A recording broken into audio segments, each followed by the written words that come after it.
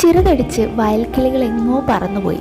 ഈ കീഴാറ്റൂർ ബൈപ്പാസിനെ കുറിച്ച് എല്ലാവരും കേട്ടിട്ടുണ്ടാവും അല്ലേ, വയൽക്കിളി സമരത്തെക്കുറിച്ചൊക്കെ. അപ്പോൾ ഈ കീഴാറ്റൂർ ബൈപ്പാസിൻ്റെ ഇപ്പോഴത്തെ അവസ്ഥ എന്താണെന്ന് അറിയാൻ വേണ്ടിയിട്ട് നമ്മളൊരു യാത്ര നടത്തിയിരിക്കുകയാണ്. അപ്പോൾ ഇത് കംപ്ലീറ്റ് ആയിട്ടില്ല, ഇതിൻ്റെ പണി നടന്നുകൊണ്ടിരിക്കുന്നതേ ഉള്ളൂ. ഇതിൻ്റെ ഇടയിൽ കൂടി വാഹനങ്ങളൊക്കെ പോകുന്നത് കണ്ടപ്പോൾ ഒരു കൗതുകം തോന്നി, നമുക്കൊന്ന് പോയി നോക്കിയാലോ. കുറേ മുന്നേ പോയിട്ടുണ്ടായിരുന്നു. അപ്പോൾ പണി പുരോഗമിച്ചതിന് ശേഷം ഇപ്പോഴാണ് ഇത് കാണാനായിട്ട് ഇങ്ങോട്ട് ഇറങ്ങിയിട്ടുള്ളത്.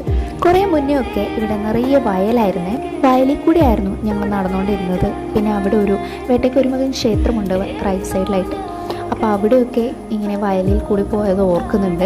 ആ ലൈറ്റ് കാണുന്നതാണ് കേട്ടോ അമ്പലം. പിന്നീട് ഇവിടുത്തെ കൃഷിയൊക്കെ കുറഞ്ഞു.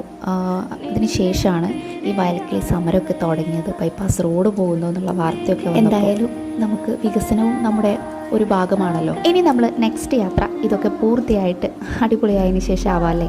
അതുവരെ നമുക്ക് വെയിറ്റ് ചെയ്യാം.